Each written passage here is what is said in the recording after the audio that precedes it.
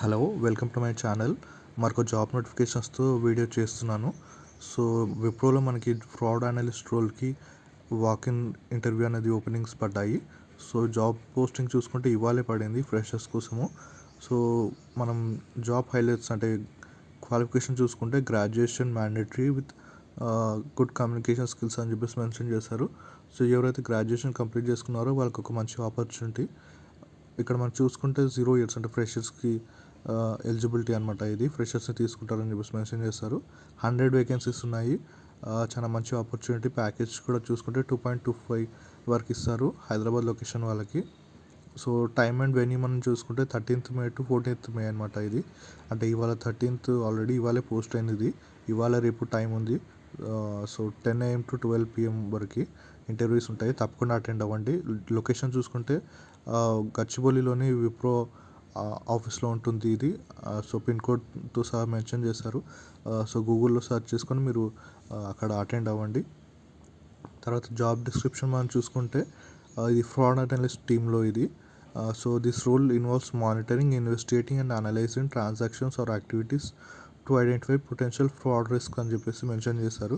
So financially related ఏమన్నా risks ఉన్నాయా, so ఏమైనా అన్ఆథరైజ్డ్ యాక్టివిటీస్ ఉన్నాయా, ట్రాన్సాక్షన్స్ ఏమైనా జరిగాయో వాటిపైన యాక్షన్ తీసుకుంటారనమాట. సో దానికి సంబంధించిన రోల్ ఇక్కడ కొన్ని పాయింట్స్ ఇచ్చారు డీటెయిల్గా. ఏమైనా సస్పిషియస్ యాక్టివిటీస్ ఏమైనా ఉన్నా, ఫ్రాడ్యులెంట్ బిహేవియర్ మీరు ఐడెంటిఫై ఉన్నా కూడా హైలైట్ చేయాలి. సో ఫ్రాడ్ ప్యాటర్న్స్ కానీ, తర్వాత ఎస్కలేట్ చేయడం కానీ, ఇష్యూస్ ఏమైనా ఉంటే చేయడం అనేది ఉంటుంది.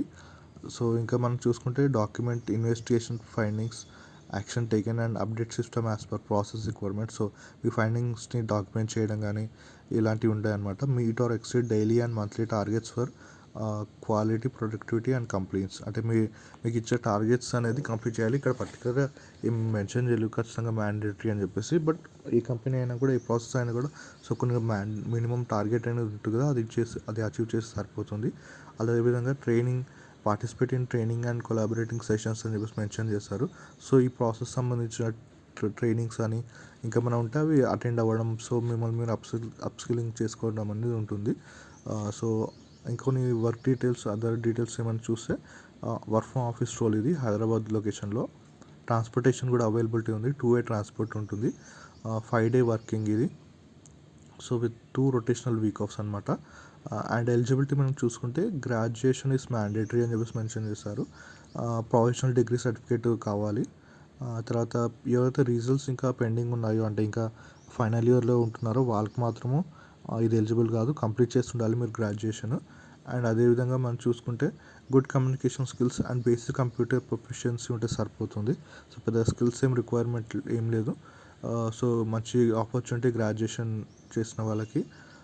సో మీ గ్రాడ్యుయేషన్ కంప్లీట్ చేసిన వాళ్ళు మీ సర్టిఫికేట్స్, పాన్ కార్డు ఇవి మ్యాండేటరీ అనమాట. ఇది క్యారీ చేయాలి.